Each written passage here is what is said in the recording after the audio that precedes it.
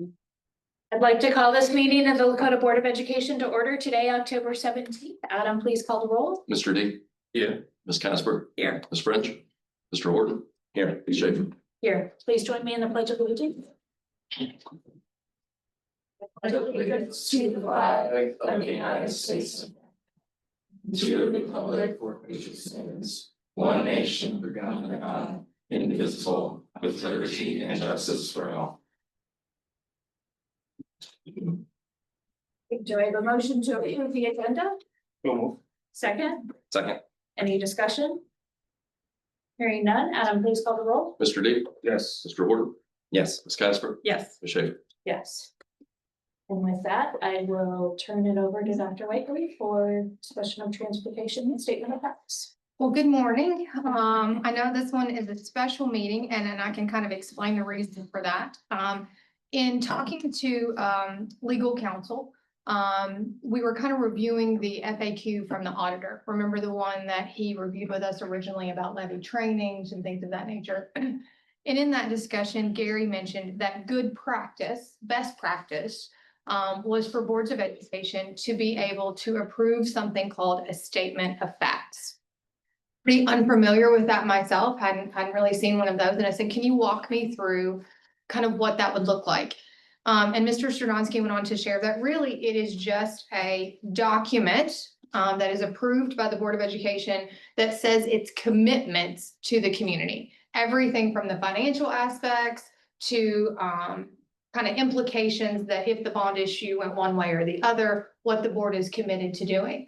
And so in that, I said, have you ever had one of those with your clients? And he said, I personally have not, but I do know that Columbus City Schools and Hilliard Schools had one. And I said, well, can you send me some examples of those? And so he did. There's not a uniform look to a statement of facts. They can look very, very different. Columbus Public Schools was more kind of a PowerPoint model. Hilliard's was much more of a chart kind of piece. And so what you have in front of you is a draft, okay, of what and of what that could potentially look like. The reason I wanted to have this meeting today is if we were to decide to approve a statement of facts, that would more than likely be on Monday, right?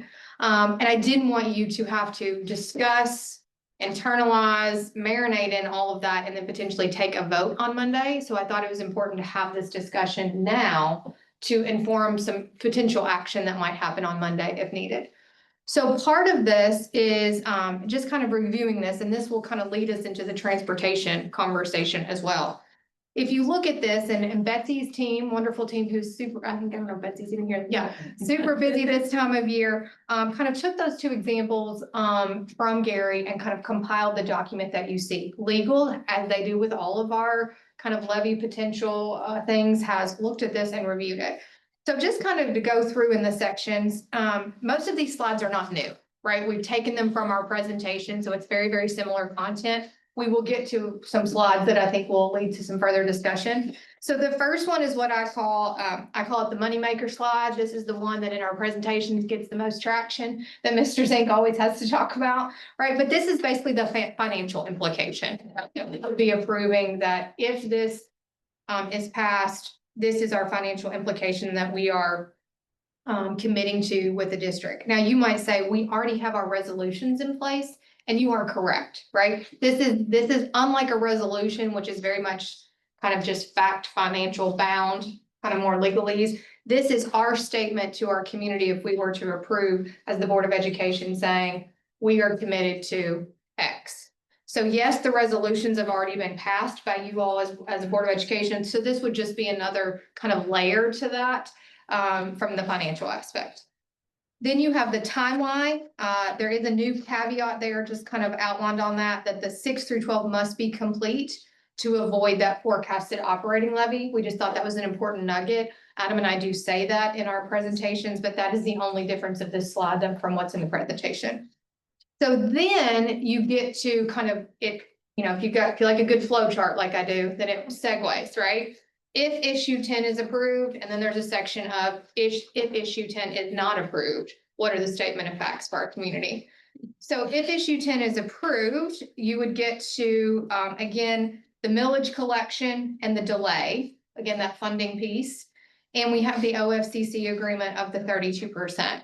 I do think that there is a common question, we got it last night as well, that depending on the success rate of the bond issue on November 4th, what that means for the OFCC commitment. And I think Adam does a really nice job of explaining, once you make the $1 million purchase, you've committed to that and kind of locked that in. So I know that that's a common question. So we just kind of wanted to reiterate that in the particular slot. Then also on the next page, you get the avoidance of the operating levy. That is a key essential component that, if November 4th is successful, we avoid that projected operating levy. We also, based on some feedback, included the square footage. I know that's been a popular topic. We actually anticipated that for the Westchester trustee meeting. And so that is in there as well. We didn't put the chart. We thought that was too granular. So we just made the overall statements about the additions and things, and the total net square footage. Now, if you'd like to see something different there, we can certainly look at that, but we didn't want it to be too granular. The next piece is enhanced programming. This is essentially the same slide that I review. The difference there is we did put the target ratio for the smaller class sizes. Sometimes on social media, I see numbers like 16 or 14 or 18. That's small, right? But we're not good. Certainly those are nice numbers, but we will never get to that numbers. That's just not a fiscally responsible ratio in our size district. And so we just added that. And then you get to a slide that probably is what is prompting some discussion this morning. So possible busing changes. If you read this slide, it says projected operational savings and transportation efficiencies resulting from the master facilities plan may allow for K through 12 busing. Then underneath that, it says this is not confirmed in this time. The superintendent and treasurer in talks with Peterman to determine if this is possible. So there's a couple of things here that I think we should kind of wade through. And there's a similar slide if it were not to be successful that we can look at later on. But essentially, Adam and I are very clear. So there's not a busing, let me clarify, there's not a busing slide in the presentation itself when we go out and talk about master facilities. Depending on the group that we are talking about, tends to lend a little bit more in the secondary world, kind of junior high parents, high school parents. Sometimes the question will come up, what does busing look like in the new master facilities plan? And Adam and I take that and kind of tag team that question. One thing is for certain, the idea of K through 12 busing in our current footprint of 21 buildings is not possible in a fiscally sound manner. I'll say it that way. In our current footprint, in a fiscally sound manner, it is not possible. And we've discussed that at length, which is why currently in the master facilities plan, there is only going to be busing for K through 8. Okay. However, Adam and I are committed, continuing to have discussions with not only Peterman, but also just different entities that have experience in this regard to discuss how they do busing, how can you look creatively at busing so that we can decide, what is the best option. And then we would bring that to you as a Board of Education. As we've discussed last time, routing seems to be the $1 million, right? Peterman right now will give the estimate that it would take around 30 additional buses to bus high school students 9 through 12. However, as is today. However, in the reduced footprint and to look at all options on the table, they need to look at routing. And so Peterman themselves are looking at our routing situation. But then also, much like we did with the enrollment study, we feel that it would behoove us to have almost like a private study as well. And so we are having that done. Doug, who used to be through OSBA, non-independent contractor, Adam and I and Craig met with him on Wednesday via Zoom to talk about some routing options as well. And so we're getting him some data. So when that data is done, probably I would guess another 4 to 6 weeks anticipated. We would have the data to show all of our routing options. Now you might be thinking, clearly I have something in my eye. I was going to say you poor thing. I just keep trying to bat it out, right? When I say options, yeah. And when I do that, my mascara is going to go halfway across my face, Doug. You're telling me to bunt. Yeah. No, I say options because, I want to be clear what I mean by options because I don't want to speak because I wasn't here. But sometimes I think, and this is common, not just here, But sometimes you just go, I want X. And somebody says, well, this is what it costs, right? And I think we need to take a different approach in busing when we get the data. And what I mean by that is I would like to see all options, however crazy, however outlandish, A through G, A through M, whatever it may be, and us to talk about the financial implications of that and then the feasibility of each of those options. And what I mean by that is, and we talked about this last night with the group, the most fiscally responsible option could be that children walk a mile. But the feasibility of that, and I'm making up numbers here, I'm just making up options. We've not seen these data. There's not a Right, restriction on right. 9 through 12. Because there's not a restriction. But I would argue as a parent and as an educator, in the state of our walkability of our community, that's probably not the best plan, right? It might be the most fiscally responsible plan, but from a safety feature, we're not gonna make a child walk a mile. So then we might say, okay, well, what does 0.8 look like? What does 0.5 look like? What does 0.3 look like? And then we would look at what are the financial implications of that. There's also some districts that have multiple bus garages, right? And I am learning that can be a game changer, just of how buses fill up, how they can leave from entrances, how you can make routes more efficient. There's also some different districts in the community that have staggered start time, not in our community, but staggered start times within grade bands. So instead of all of elementary schools starting the same, all junior high starting the same, you might have 6 elementary schools that start at one time and 4 start at a different time. So there's just so many iterations that I think, and they've been charged with both the private enrollment study and the Peterman study to bring all kind of options to us so that we can wade through that to discuss what K through 12 busing might look like. We just don't have that data currently at the time, or at this time. So looking at this particular slide, and like I said, there is a partner slide, if the master facilities plan is unsuccessful on November 4th. But I wanted to see if we were comfortable with this wording in a statement of facts. Because we do not currently have, again, Adam and I talk about it if it is asked or brought up, but we do not currently have such a slide in the current master facilities information session. And we kind of just state it and discuss it as in the master facilities discussion or current anticipated plan, we would only have K through 8 budget, which is a little different than what this says.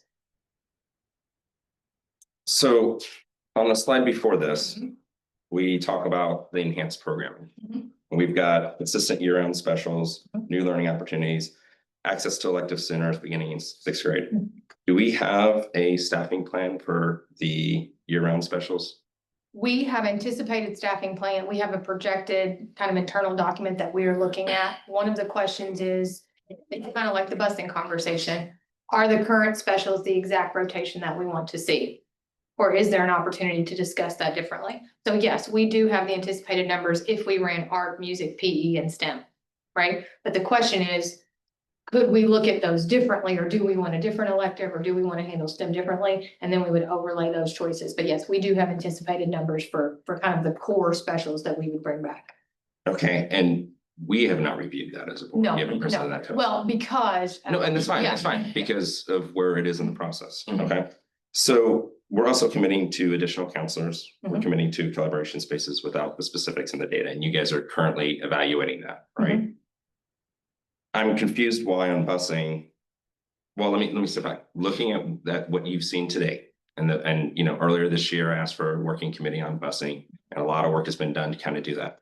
I understand we're waiting for Peterman, but Peterman's who we're with right now, Mhm. and that's been arguably some of the problem is that we're not getting the service or the flexibility, or we haven't equipped them enough. So my question is, looking at everything that you guys have seen, and I want to ask each of you individually, do you think that K through 12 busing is likely in the master plan? Because you guys have been talking to people, and I want to make sure the statement of facts matches up to what you guys are having to say when you're in front of people. I would, and I don't want to speak for you, so I'll let you speak separately. I would answer to that I think it is feasible. What that exact iteration looks like, I don't know. And what I mean by that, I don't know if that's 0.8 miles, I don't know if that's 0.3 miles. And I don't know if that will be within the financial framework that the Board of Education would want to work in, and knowing that we might have new people sitting at this table as well. So that's how I would answer that. Yes, I do think it is a real possibility. As far as the distance of some things or what that might look like logistically, and also the financial implications, I don't quite have those nailed down, but I do think it is in a reduced footprint. Not in our Absolutely, in a current reduced foot- yeah, footprint. In a reduced footprint. Adam?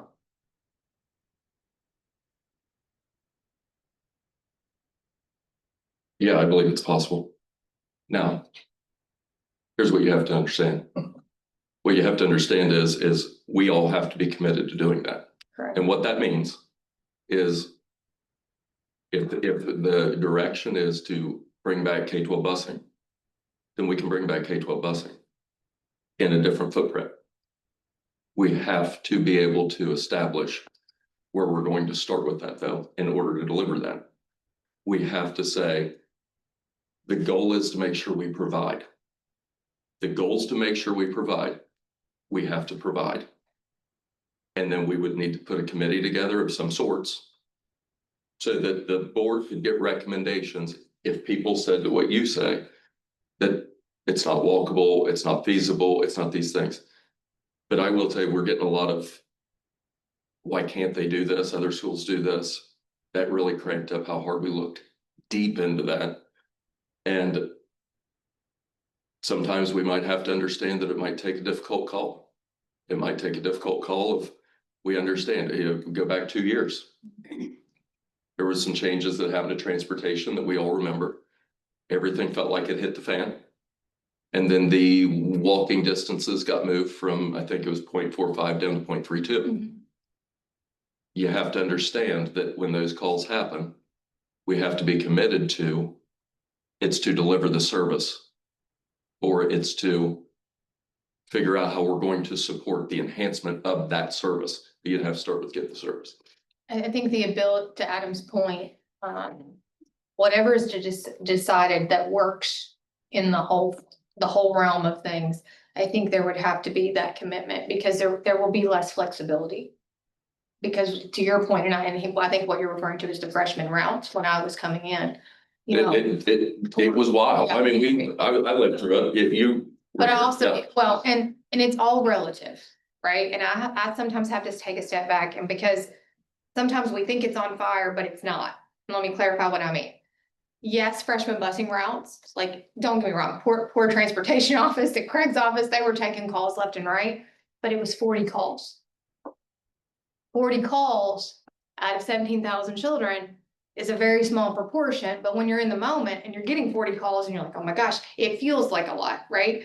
But I think to Adam's point, we would not have the ability to shift those routes and make them smaller depending on the model of just delivery that we choose, because I think we're gonna have to be super consistent to that to stay in some parameters. I used to, But the way we're talking is there would be no 9 through 12, so there is no flexibility for those students. Correct. So we're talking about 2 years ago and distance and mileage, and we use terms like fiscally responsible. Really what we're saying is the cheapest spend, because fiscally responsible means getting the best value and delivering the best service for our students. And this isn't an isolated conversation. This is a conversation that sits along with student performance and how are we enhancing that? And students getting to school is a fundamental part of that. And what I don't understand is you guys are telling me that it's possible with what we're looking at with the operational savings, the same way that you're telling me that it's possible to provide consistent year-round specials. We're working through those options. You're looking to see, and there's flexibility. It may not be all the specials, it may be whatever. Same thing here. It may be a mile, it may be a half mile. If I'm a family that has no option to get to school, yeah, I don't like the mile, but I'll take it versus nothing. So I think you mentioned something in that. I think part of the conversation, you know, the operational savings is the operational savings, right, that we will have. And I think this goes back sometime to a question that Kelly has. If it came down to delivering the service model of busing, and I'm just gonna pick something on this list, 3 more counselors. Are we comfortable with the commitment of busing to trump the counselor piece? Or are we comfortable that a special might not be able to run because we committed to the routes? I think that's the question of just not knowing all of the pieces quite yet, of are we comfortable committing to this, knowing it could have some implications on like potentially this. or And maybe it won't, and maybe. Let me reverse the question. Let's let somebody else weigh may in be as a well, because you've had a lot of questions, so. Yes, in your response to Doug, Mhm. in my mind, and this is what I think parents, community members might have trouble understanding. We have operational savings, and these are the promises we're making. Mhm. But it is not documented at this point. We're only estimating, we're not even sure. Don't you think that would throw some doubt in some people's minds? I think there are pros and cons to this document on both sides, Isaac. I do. I think there are, like I said, there's not a lot of new information here. what I mean is Adam and I have been giving this in a presentation, right? But I think the way that Gary explained it and the way the auditors explain it, when you take board action as a statement of facts, it is a commitment, albeit a little bit different than the resolution, but it is a commitment to say you're committed, no matter if this happens with the levy or this happens, the levy of these pass. Okay, right now we're discussing passing. Mhm. And even with the passing, Mhm. we don't have, I don't know how we call it statement of facts when we don't have all the details. It's not yet fact. Correct. So- We're missing that data piece. Exactly. So don't you think that can throw doubt in people's mind? Because people are voting right now. Hearing this can sway to any direction, because we need to be transparent and upfront. People should know exactly this is what I'm getting. I know it's here and there, but I have a Yeah. concern. Well, I think though, like this says possible busing changes. I do think it says, we're working with Peterman to determine this. I would also add that and the Mhm. independent, the person. Well, I almost wonder if it should say transportation entities. Because it may not. And Yeah. again, the reality is the transportation contract expires in 2026 to be possibly renewed. Could be Peterman, could not be Peterman. I almost wonder if it should say transportational entities because right now, we are getting our data from Peterman, but I do think there are different entities that we're looking at in regard to that conversation. Not change of service, just all the details that we Yeah. need. I feel like with the enhanced programming, we know by going from a footprint of 21 to 16, that there are positions that we are not going to need 21 of anymore, that we will need 16 of. Mhm. So I feel like we already know, again, that's a fact. And as we can reallocate those resources to provide a different learning opportunity, because while it may be the same number of bodies as looked at in that last time, they can be utilized in a different manner. Mhm. Again, we've talked about traveling teachers and how that's not an efficient utilization of some of our teachers right now because they're losing time. So I feel comfortable that just the practicality of 21 buildings to 16 Yes. lends itself to being able to reallocate our staff to do something different. I am very comfortable with this possible busing changes. At this point in time, I think I'm comfortable that we are all committed to finding creative solutions and ways to, again, potentially change that delivery model. So it might not be quite the standard that people are used to with the 0.3, but again, it's better than potentially eliminating it from 9 to 12. And saying that we can do that going forward. And yeah, I am comfortable with the wording here. I am concerned about making it stronger than this at this point in time before we have that independent audit. I feel like the staffing pieces are much more internally focused, so we've been able to look at those internally, have discussions about where people will be and how we can redo that. Whereas our area of expertise is not the routing piece, and we would want to wait until we have that data, which is unfortunate. It's my understanding that position was eliminated.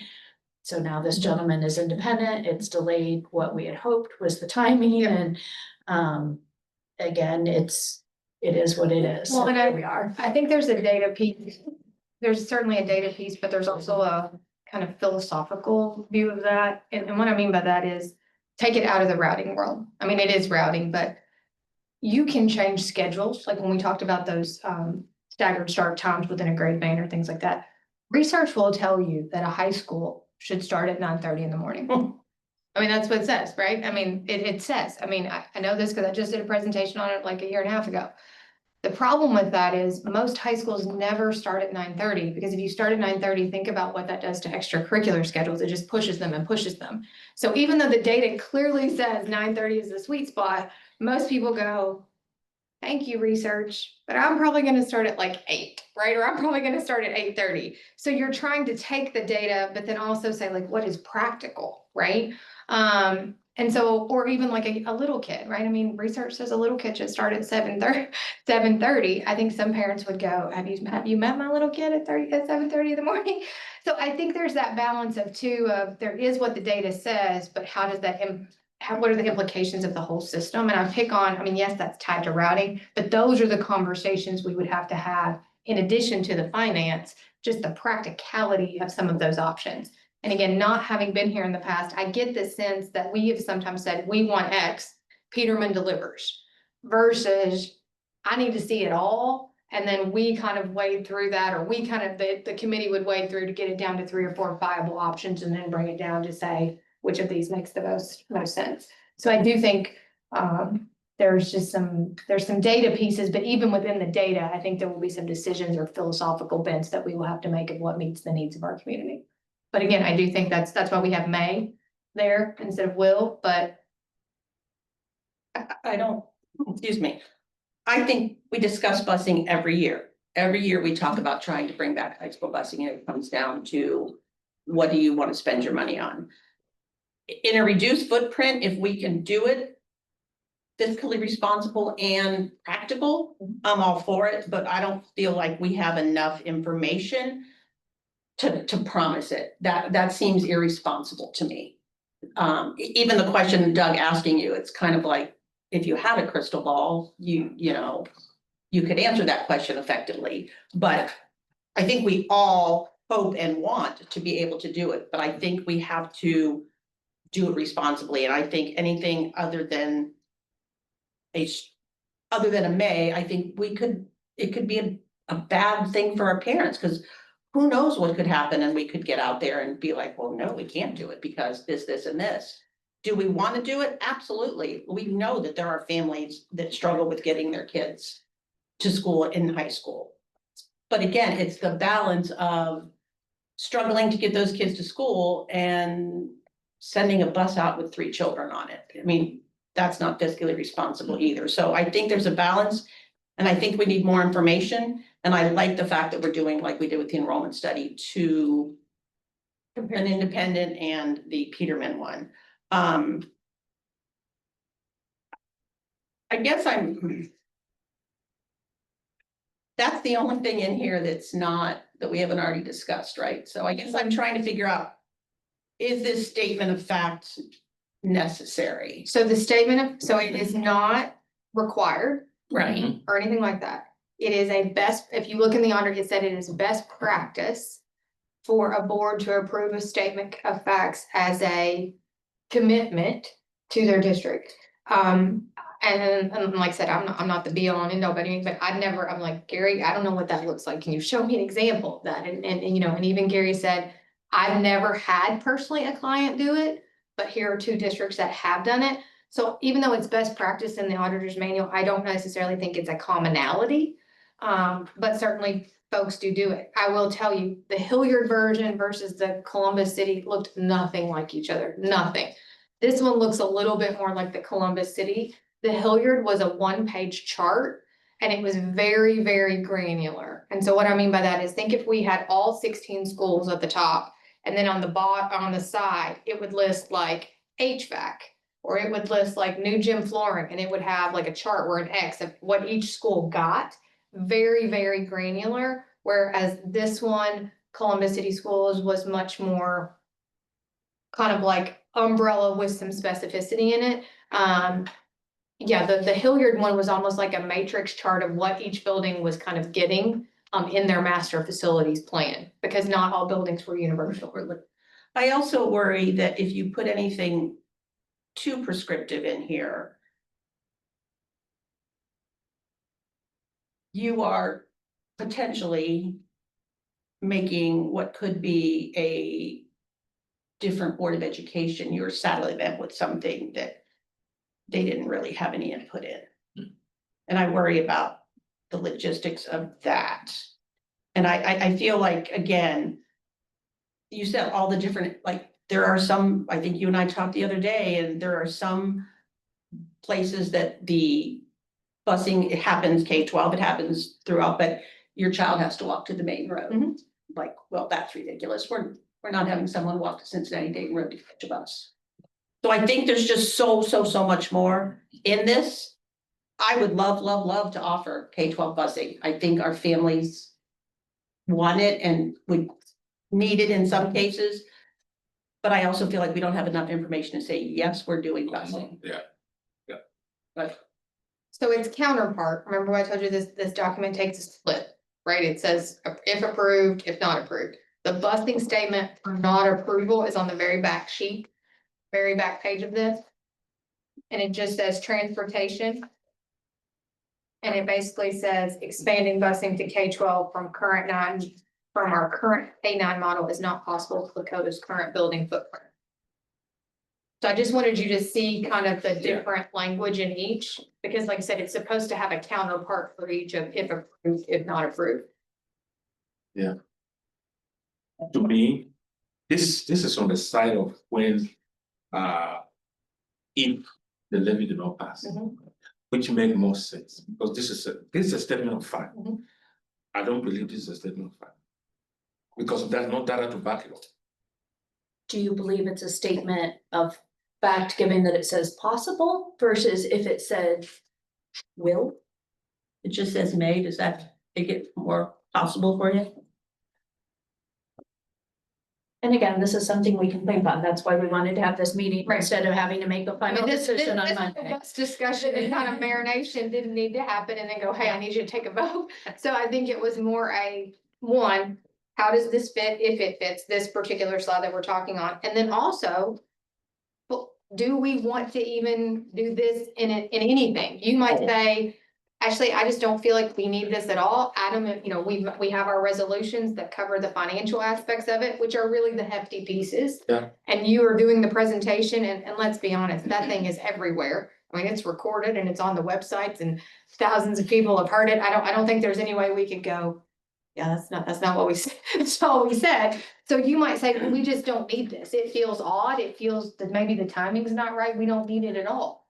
That was kind of. So I think there's two things on the We want to table. get back to Doug as well. The totality of the document, like, do we want to go down that path of approving such a document? And if we do, particularly the slide that we're focused on around busing, because we do not have currently a slide that addresses this, or Adam and I are saying similar things verbally sometimes when questions come up, but we don't have anything currently slated in the presentation quite like this. And so we shouldn't be saying it. I mean, We say, we're not gonna overpromise and underdeliver, and we say that's why there's not a slide. We answer the question, but we say, exactly what we said to you, we're gathering data and things, we feel committed to that, but we can't say definitively. So that's why it's kind of phrased like it's phrased. I just want to be clear on your guys' positions, because we've talked a lot about this. And so given if the bond passes and what you've looked at, and again, you've looked at the staffing for specials and the other things we're listing there. Knowing what you know today, would you say that you would bring back K through 12 busing as a recommendation? Because that's where I want the clarity, because I rely on you guys and your expertise. You're the ones doing this. I'm not going to be doing the routing. So if you're telling me today that looking at everything, you would bring back K through 12 busing if the bond passes, that's one thing. If you're saying no, that's a different position. So I just want to make sure I'm clear.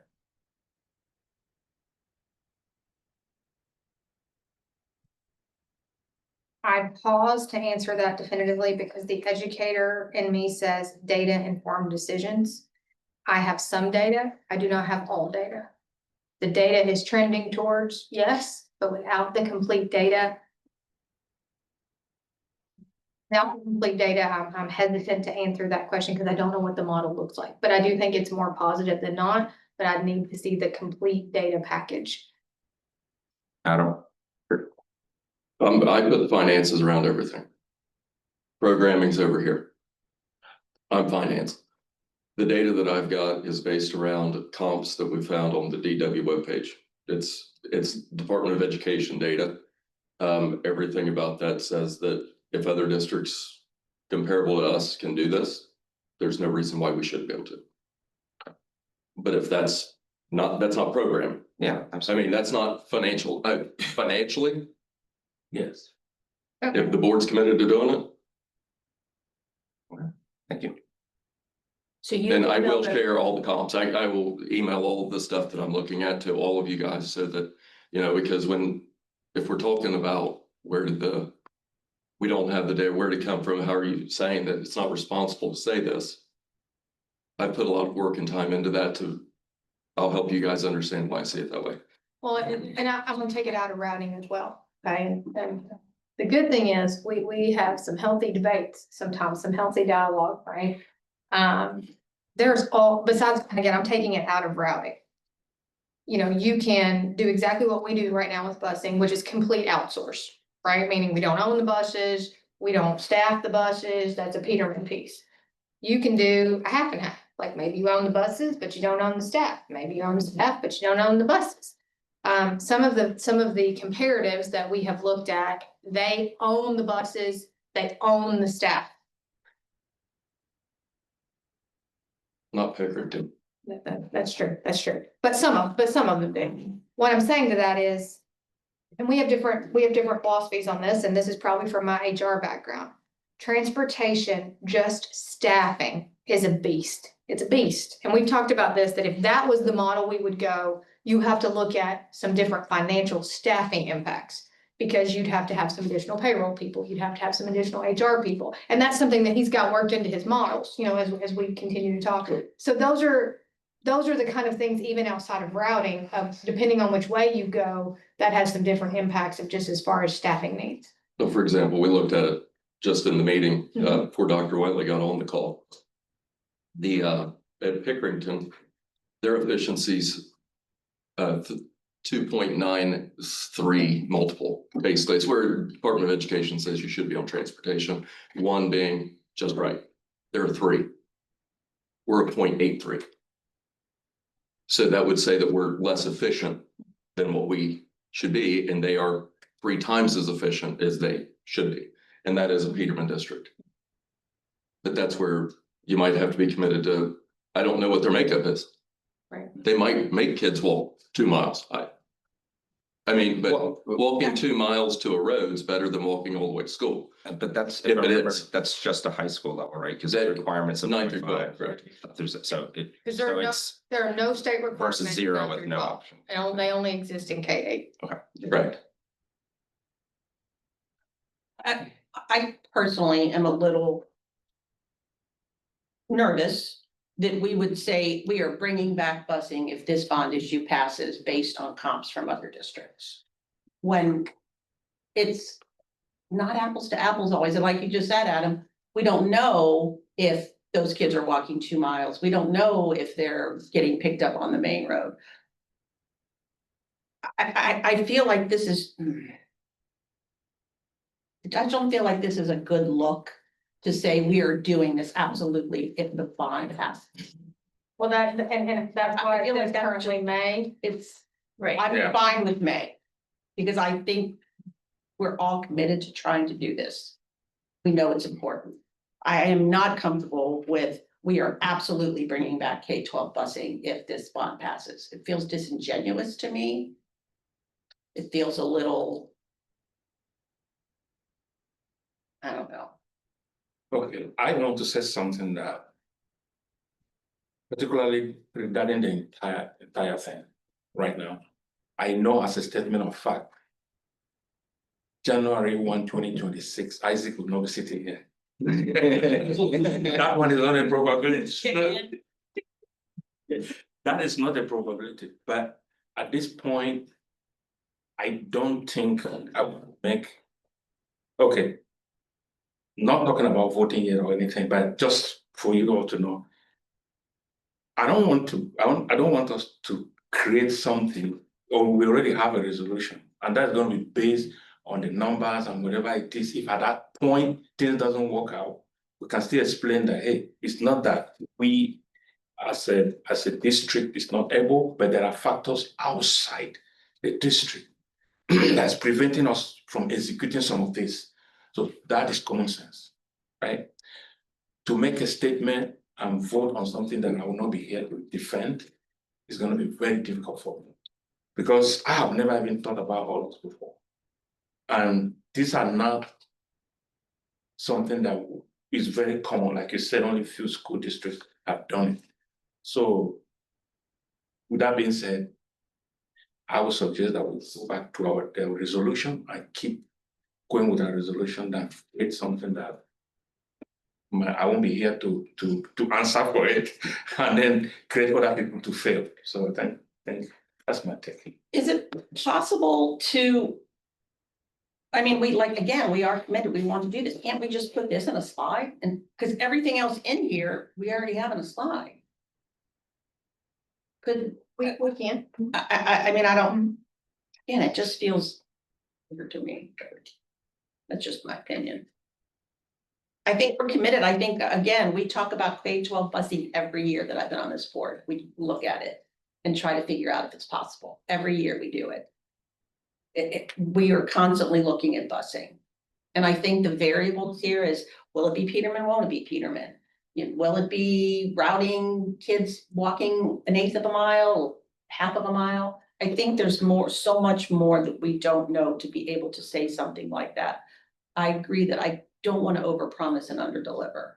That, and it just feels disingenuous to me, but. Well, a difference will be the 21 to 16. So, I mean, again, that's why this is even, where in the past, when we've talked about it, we haven't been able to move forward, because with the start times, with the 21 buildings, with the buses we have not prioritized it over academics. But I feel like this is a different opportunity where, again, The reduced hopefully we footprint, get there, the but reduced footprint is the only way that it can even be feasible. Can be the other factors involved in it. Would it be staggered start times? Would it be another bus garage? Would it be the information that we don't have? And then the community, what does the community is busing farther up in the community, then you've got Woodland Elementary starting at 8:30 and Independent starting at 9, which we actually did years ago. The elementaries were staggered starts. And I think that's to Adam's point, once we have all the different variables, whatever would be decided there, that would have to be very consistent, right? As we all know, I mean, in any community, but particularly community arts, that's, we're never gonna make every person happy. And so if whatever the variables are, one bus garage, staggered start times, length of walk, whatever, if that is how we have to deliver the model, that is the model, right? And we might get some feedback on that, but it would be the model to deliver K-12 busing.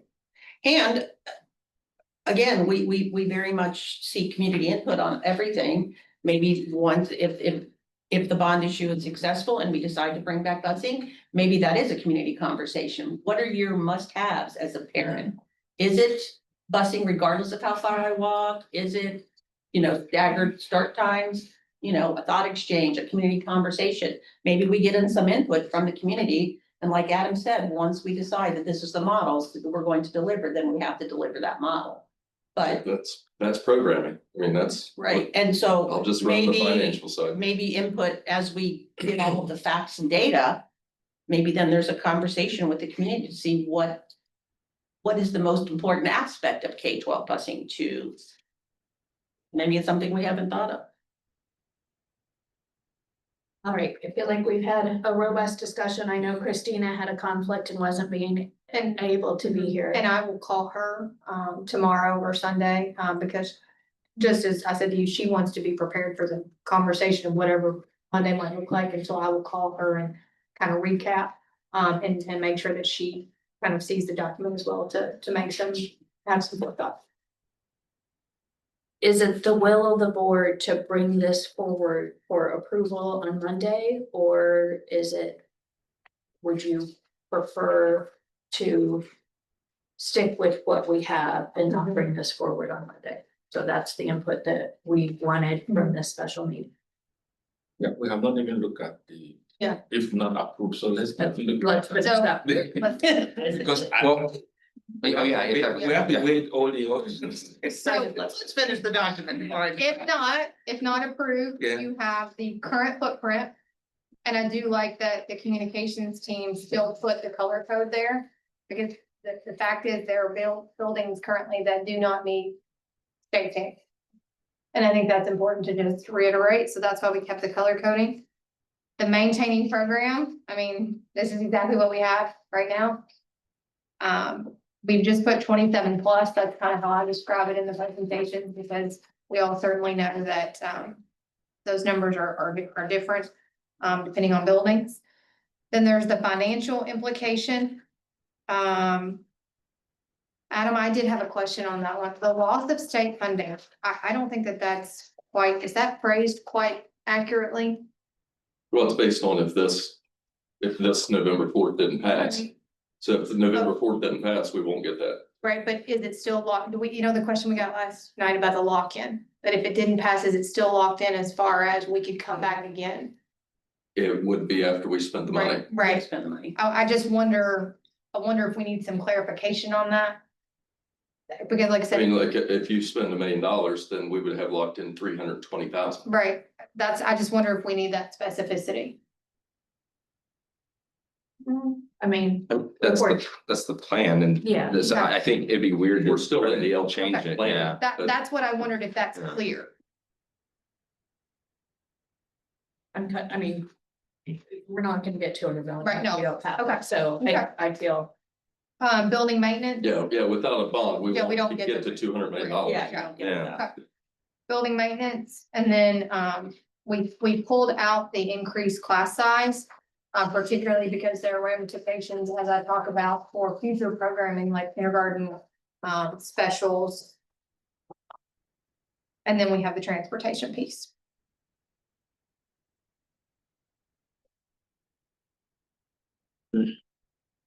Out of a question on the class size, do we have an estimate, just given the enrollments and stuff of when we anticipate that potentially happen? The closer you get to 28, 29, I'd say right when we get to talking about that operating levy, if we could hold it that long. It's also gonna depend on the bubbles. right? Yeah, yeah. That's the I problem. just wonder if So, it would be good to put some language in there because it's about the very bubble. open-ended, like, and not having context. I don't know if people. It certainly would not be next year, and I always say that to staff to eliminate some anxiety. Yeah. But I think, depending on the grade band that you're talking about, and also the building, I mean, Creekside, not Creekside, Cherokee, I mean, Cherokee is full, I mean, it's just full. So if we continue to get some enrollment in there, we would have to make some decisions, and again, Westchester is different than Liberty Township, because you can't even talk about modular units on that side of town. So I think we can put some language there around the timing. And we're also going to, when we get to the other side, we'll talk about this in finance in November, because it's going to be moved to the 21st. We're gonna need to talk too about, depending on the outcome of that, we've been referencing a 2 mil for permanent improvements. We're going to need to have a really good estimation around that component as well. To keep and maintain this current, because the current millage that we had that was passed in 13 was 2 mils, is now down to 1.09. It's just, it didn't keep up with inflation. So we need to really get that ironed out as well. Yeah. More fleshed out. So I think going back to Julie, because I mean, there's certainly, the busing conversation, that we had the transportation conversation, but I also think what would have to be voted on action wise would be this document. And so I think that is the question for Monday. Julie, do you remember in the 2013, we had the thing on the webpage, I mentioned this agenda, we had the thing on the webpage was the levy promise. Mhm. Did the board take action on that, or was that just a created thing that then got, I know the rules, a lot's changed since 13, we know. but- 12 years of memory here. Not that I recall, but I'm certainly not gonna bet my house on I- it. So I do wouldn't not assume recall it was, but voting on it, that but- was something that, like, Yeah. I've referenced since becoming the treasurer, like, we're still going back to a 2013 levy promise on a lot of things that There was. isn't also a discussion. reference point of This- good for your There was word. Discussion between the, yeah. Yeah, it was presented and we discussed it, but I don't remember a stake in the ground. And vote. probably back then, you probably didn't have to do these things, you know, you could probably create it and post it, and you didn't have to have more official stuff around that. I think we created post school together. Yeah, and other interesting things. I think I see now, after going through this process of why a big districts like Columbus or Hilliard would have these. Because the bigger you are, the wilder your social media can be. Yeah. So I think it's, you know, that's kind of interesting. All right, so back to question at hand. The reason we're having the meeting, do we want to bring this forward for Monday? Or do we want to stick with what we currently have and And what we currently have are the resolutions that are approved from the financial aspects. And then we have the presentation that Adam and I gives, which is, again, clearly online. It's on the website. They're recorded versions. They're no voice. And I think if we go that route, we could continue to talk about adding a slide, but that is what is in existence right now. So now we are voting on, we're making a resolution to vote on bringing this forward or not to bring it forward. I mean, we're not voting on it. I feel like it's appropriate to get input from everyone if you would like to bring this forward for the meeting on Monday. Because I will need to update the agenda for Monday to put a spot on it to take potential action of a vote. I don't want to create any, for me, no, I don't want to create any tension that is not already there. I would like to see it brought forward, and then I just also don't know how with Christina not having seen this at all. Mhm. I want to be at least respectful or fellow board member. How do we navigate that space? Yes. I don't think it's necessary if we have that slide, but I'm also not opposed if my fellow board members want to put it on an agenda. I don't think it's necessary. I would rather put the slide in to your presentation and on the website and talk about it. But if it's the will of the board. So that makes me here today. Again, I don't think it's a bad thing, but I don't want to create a potential firestorm in the 11th hour or create any confusion, suggestion that this is anything other than what it is of clarification. So at this point, for me, it is the safer option to not bring this forward at this time. This is why it's nice to have 5 instead of 4, right? Really good odd numbers. And to Doug's point, I mean, Christina, when I told her the subject, she just said, have lots of questions. And I said, okay. And I said, I'll call you back after I've kind of heard the discussion and we were working on this document so that we could have something to preview.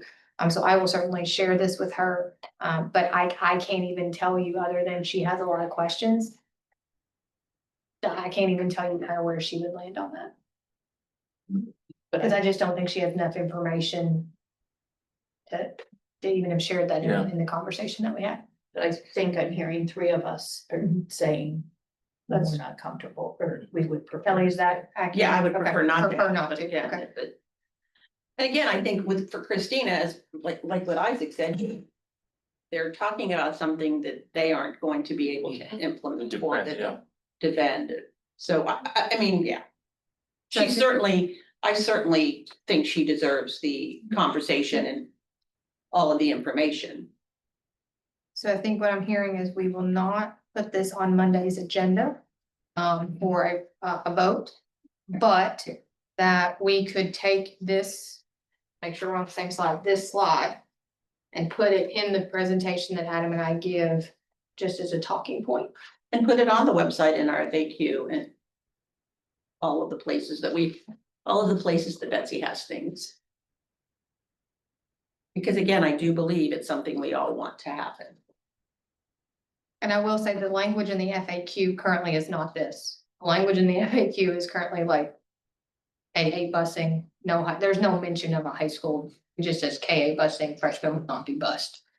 So this would be an amendment to that. Will you still follow up with Christina? Yes. Okay. Yeah. I just want to make sure. I lost my train of thought, All sorry. right. Any further discussion on this issue? Hearing none, do I have a motion to adjourn? So Doug, second Kelly, any further discussion? Hearing none, Mr. Zink, please call the roll. Mr. Orr, yes. Ms. Casper, Yes. Mr. D. Yes. Ms. Schaefer. Yes.